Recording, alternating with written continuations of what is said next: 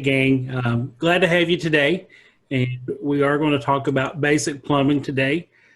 So hopefully you can learn some things that you might use later on in life. Might not need them right now, but you will later on. So one of these days, you're going to have your own home and your own family, and things are going to break. That's just a part of home ownership. So hopefully we can give you some ideas to help you with plumbing and save you some money because plumbers can make a lot of money. So I guess that's two birds with one stone. If you're looking for a career, plumbing is the way to go. If you're trying to save some money, doing it yourself is the way to go. So there's something that we need to kind of start with, and that's when we talk about plumbing, there's a very basic principle that says that whatever comes in must go out, okay? And so we really have to think about that concept anytime we talk about plumbing. You probably will not design your plumbing. That'll probably be an engineer. But if you ever build a home, it's something that you just want to make sure that you know where everything is, and if possible, to sketch out a drawing. If you buy a home, that's something that you would definitely want to ask is, can you tell me about the sewer system, or do you know anything about plumbing? That way you just have a little bit of knowledge yourself. So if anything ever goes awry, you kind of know where to start, or you at least know what you're dealing with, okay? So all hot and cold water that is plumbed throughout a house comes through, obviously, some plumbing. So it's a necessity to give us clean water throughout our homes. You'll notice on the diagram on the right that there are blue pipes and there are red pipes, okay? So all the blue pipes are cold water and all the red pipes are hot. Not everything has to have hot water, but probably in your home you will. So wherever a cold pipe is, there is probably also a hot pipe. The cold pipe comes straight from the source, whereas the hot water obviously comes from the hot water source. So you'll plumb it to the hot water source, and then it'll leave from there and go to all the fixtures that need it. Obviously, there's some things that don't need hot water. You don't need hot water to a toilet. You only need cool water. So there are places where these don't actually go to the same places. So again, every place that water comes in, it must also have a pipe to take it out. So we won't focus a lot today on sewer systems, but do know that sewer systems are also involved in plumbing. If you have problems in sewer systems, typically that's a bigger issue than clean water plumbing systems. And that will typically take someone who is a professional. Big difference is pipes can be in the walls, underneath cabinets. You have access to those, whereas sewer systems are typically all going to be underground. But you will need to know some things. So for example, if you're in a mobile home or if you're on a pier and beam type construction, you will be able to access the sewer system coming out of the house. If you're in on a concrete slab, that's not going to be possible. So anyway, you may need to know some sewer information too, but today we're really going to focus on just that clean water in your home. I also mentioned in here, we won't talk about it a lot as we go through, but that vents are required in a house to allow gravity to take the water down through the drain. So again, I'll refer back to my image that I have over on the right-hand side. All the black pipes are drains, and the white pipe that you see is a vent pipe. So if we didn't have a vent pipe, basically what would happen is that we would have a sill on top, and it would stop. It wouldn't go anywhere. So a vent pipe allows air to get into the pipe system so that it will do its job with gravity. We want to talk just basically about the types of materials that you might use when you're plumbing, okay?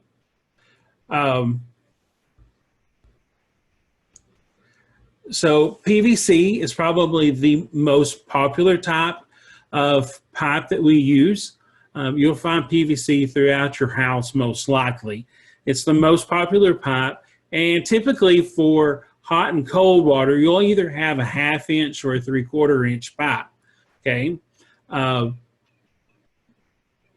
The larger pipes are coming from your water source.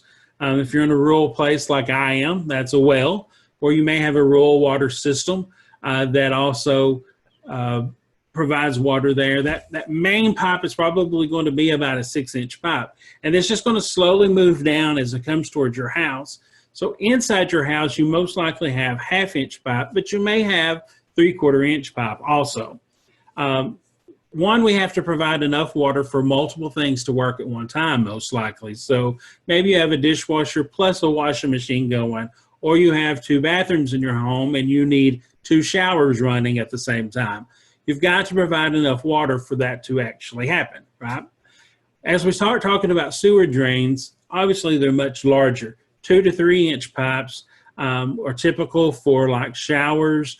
A toilet would be a 3 to 4 inch pipe going down. So obviously if there's more going down it, the bigger the pipe needs to be. And sometimes you might see CPVC, which is different than PVC, and they do not interchange. So you cannot use CPVC fittings on PVC. So make sure that you're using the right type of material all throughout the whole project, okay? CPVC is more commonly seen in like mobile homes in the 80s and the 90s.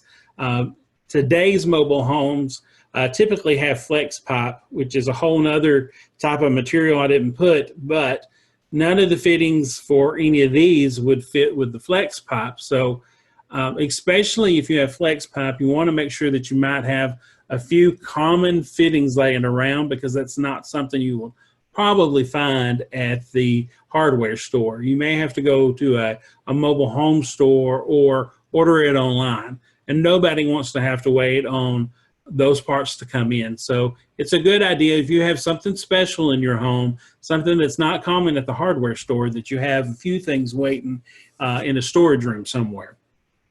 The next one we talk about is copper. So copper is kind of the high-end pipe for hot and cold water in your home. Copper, we use it a lot of times because it's less likely to burst, so you don't have as many problems.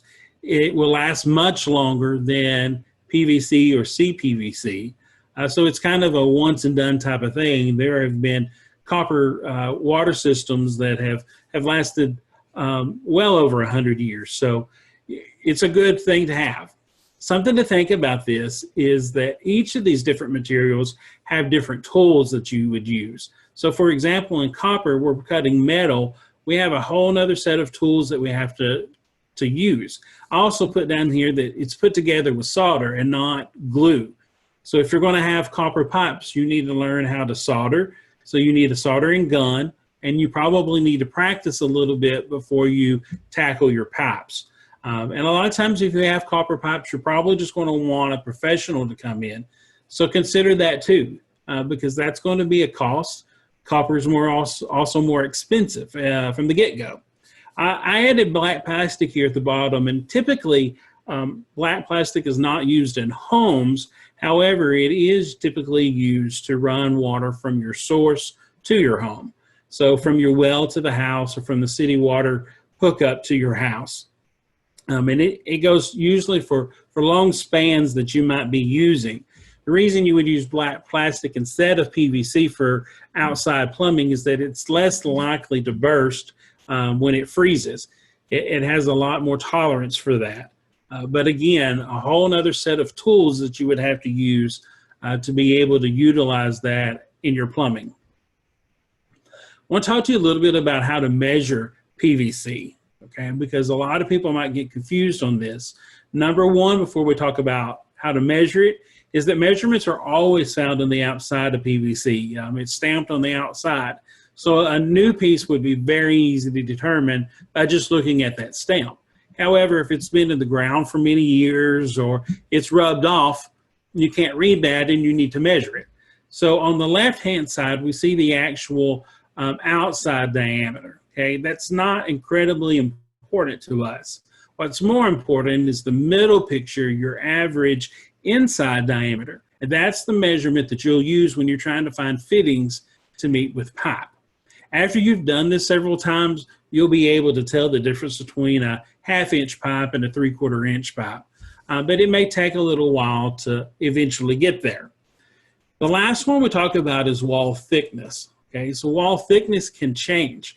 Typically with PVC, for example, a schedule 40 is a thicker thickness. So we use it for hot water. We use it a lot of times in sewer or drain plumbing because it has the ability to withstand the pressure and the amount of water going through it. Okay, so make sure that you know the difference between especially inside diameter and outside diameter, because it's very important that you buy the right pieces. You don't want to have to go to the hardware store more than once because you didn't know the size of your pipes. So why are there so many fittings? If you go to the plumbing aisle at the hardware store, you'll notice that there are just bin after bin after bin, and it seems like they're all the same thing. Well, it's because all of these different sizes, and not only the different sizes such as 1/2 inch, 3/4 inch, and 1 inch, 2 inch, 3 inch, but you also have different types of scheduling. So different scheduling will have different thickness, and a schedule 40 pipe needs schedule 40 fittings. So you have to make sure that you put all of these things together so that you don't go home with the wrong thing. Drain pipes also come in different schedules, so remember that as you're going through. If you're buying pipe, just be reminded that they come in 10-foot and 20-foot sections. And when you go to the hardware store, you need to be able to haul that back home. So if you just have a truck, you might have to go with 10-foot sections this time because a 20-foot section might be too hard to be able to bend and ride in the back of your truck.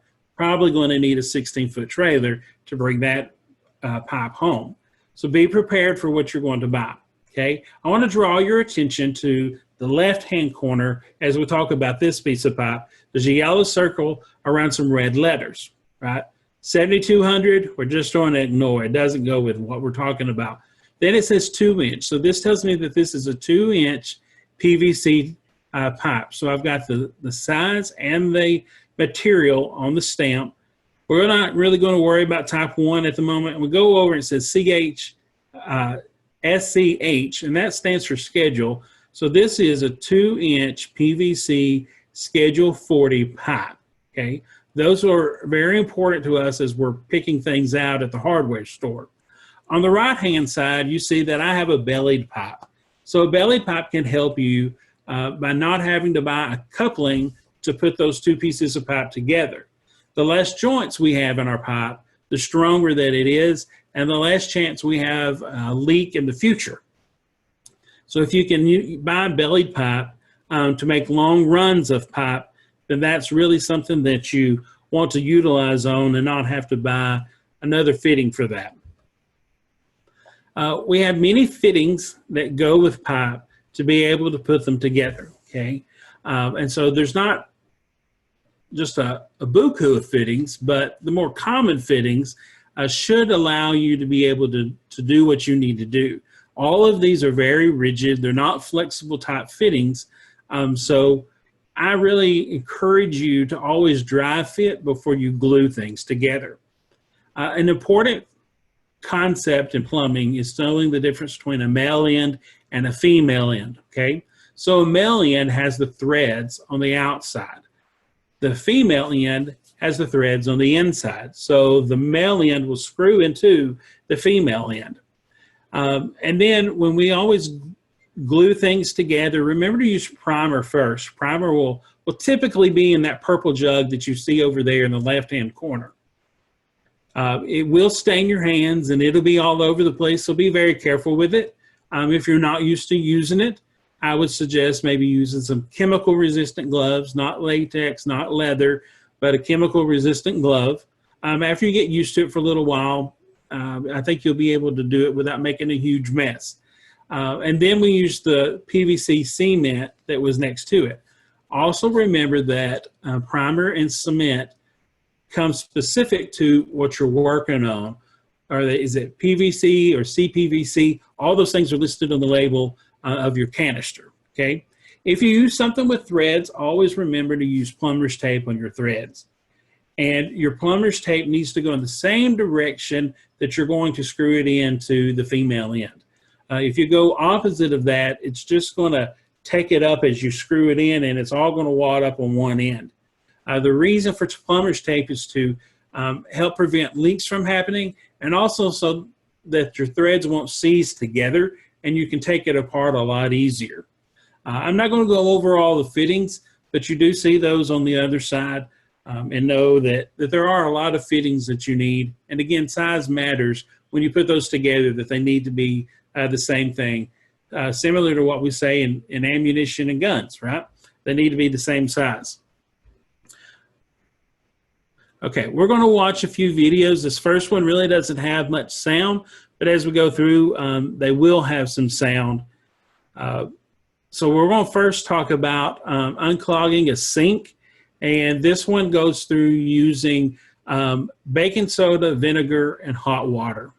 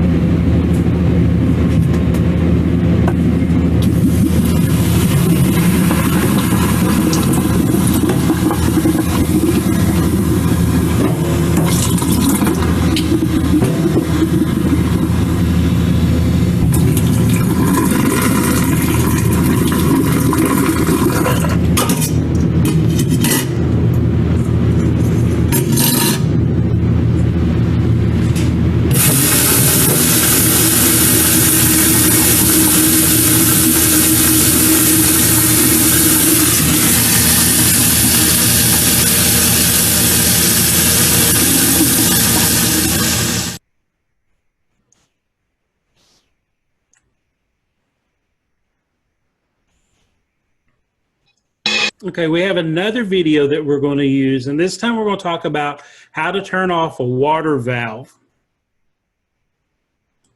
Have you ever tried to turn off the water to a sink or toilet only to find that the shutoff valve seems stuck in place?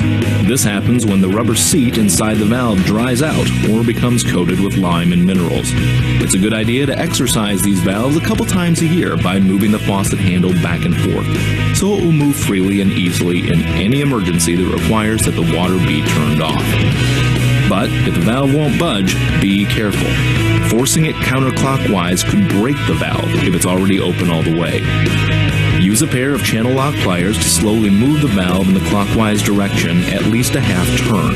Then carefully move it back in the counterclockwise direction. Remember, lefty-loosey and righty-tighty. Repeat the process, moving it a bit more each time until the valve seat loosens and turns with less effort. If the valve's chrome handle starts to spin freely, use a screwdriver to tighten the set screw to hold it in place. Then try moving the valve handle again.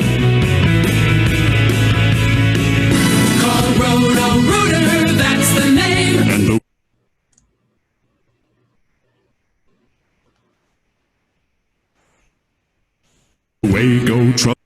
Okay, in our next video, we're going to talk about how to replace the flapper in your toilet. Many times that can be a very common problem that you're going to find in your home, and most likely the flapper will have to be replaced at some point in time.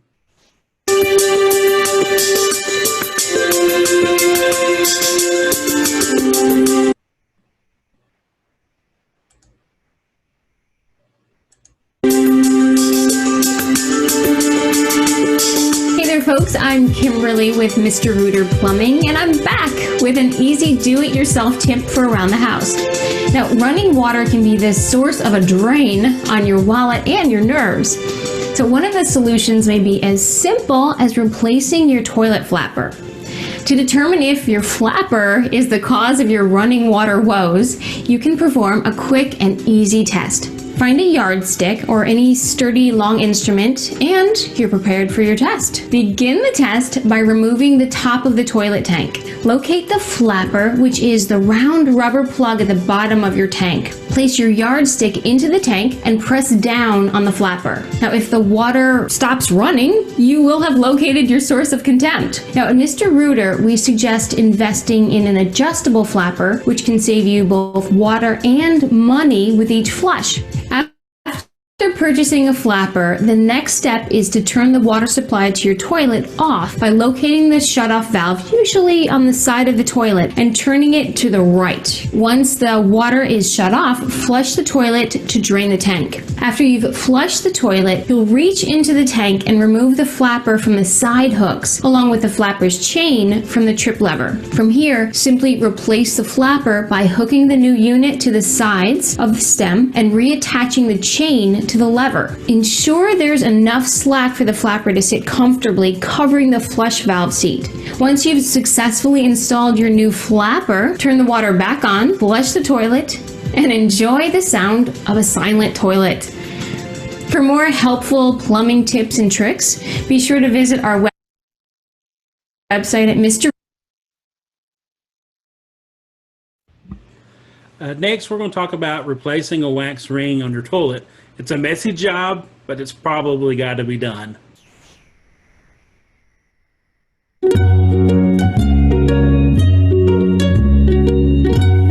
Howdy everyone, I'm Joshua Clint with Lighty Contractors, and today I'm going to talk to you about how to replace your wax ring in your toilet. For this we'll be using a pair of pliers and a wax ring with a flange, and just an old plastic bag.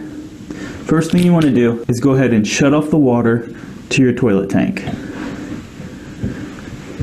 Next thing, you want to drain all the water out of the back of the tank by flushing and holding the handle down. After that's done, go ahead and remove the top of the back of the tank. Next, there are two mounting bolts located on the side of the toilet. Go ahead and remove those using your pliers. Now that that's done, you need to remove the supply line from the shutoff valve. Now that our supply line is disconnected, you want to lift up using the base of the toilet. You don't want to grab the tank because that can ruin the washer underneath. So go ahead and grab the base of the toilet and lift forward. After you lift it forward, you don't want to just turn it over and set it down. You want to pick it up, set it in the bathtub, or take it outside because there's water that's stored in your trap. Now that we have our toilet off, take your plastic bag, turn it inside out so it covers your hand, and grab the plastic flange out of the hole. After you got the flange out, go ahead and twist the bag so that way it keeps your hand nice and clean. Now with the wax that's left over, you want something to scrape it with, whether it be a knife scraper or a trowel or a 5-in-1, something to get that residue of the wax off.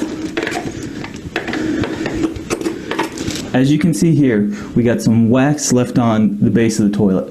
So using your scraper, go ahead and remove all that extra wax.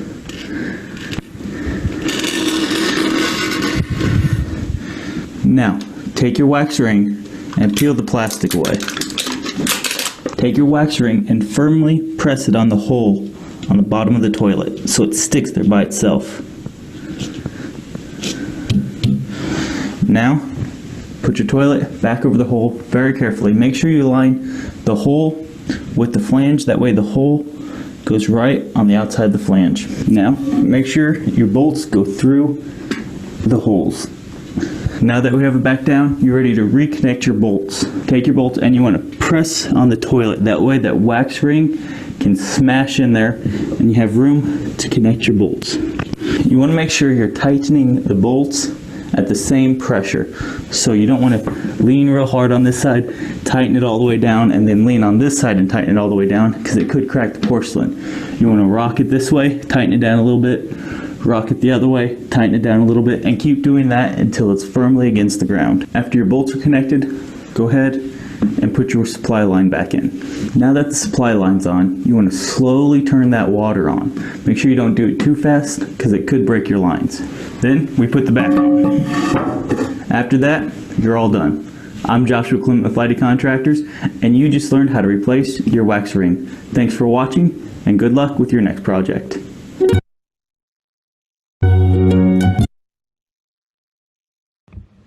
I believe we have one more short video, and this one is going to talk to you about replacing your faucet. You can easily update your bathroom or kitchen by installing a new faucet. Here's what you'll need for the job: a faucet wrench or install remove tool, an adjustable wrench, slip joint pliers, Teflon tape, a multi-bit screwdriver, work light, plumber's putty or silicone, putty knife, and your new faucet. First, start by turning off the water supply to the faucet. Look under the sink and locate the two shutoff valves for the faucet. If your house is older, you may have to shut off the water supply where it comes into your house. Clean out the cabinet to give yourself room to work. Check the condition of the valves and supply lines. You may need to replace these if they are leaking. Open the faucet to release any pressure. Remove the old faucet by detaching the water lines. They may be flexible or rigid. Use a small bucket to catch any water left in the water lines. If there is a pop-up drain plug, loosen the retaining nut and slide the actuator off the pop-up lever. Next, using the faucet wrench or the socket set, remove the mounting nuts holding down the old faucet. Lift out the faucet. Assemble the new faucet according to the manufacturer's instructions. Seal the faucet with either plumber's putty or silicone caulking. In this case, use silicone caulk because the countertop is cultured marble. Apply a generous bead of silicone caulk around the base of the new faucet. This will keep the water from seeping into the cabinet. Place the new faucet on the sink, feeding the tail pieces through the holes in the sink. Slip the new friction rings over the tail pieces and install the mounting nuts, turning them finger tight. As the new faucet is tightened down, some putty or silicone will squeeze out. Carefully remove the excess with paper towels or rags for final cleanup. Attach the supply lines to the new faucet hand tight. Use a quarter of a turn with the faucet wrench to tighten the connections. Don't over-tighten the connection. You could cause leaks. Reattach the supply lines to the shutoff valves and turn the nuts hand tight. Give them a quarter turn with the wrench, steadying the shutoff valves with the pliers. If there is a pop-up drain plug, reattach the actuator to the pop-up lever and tighten the retaining nut. Open the shutoff valves, flush the system, and check the function of the new faucet. Check for leaks, and you're done. You can get everything you need to replace a faucet at Canadian Tire.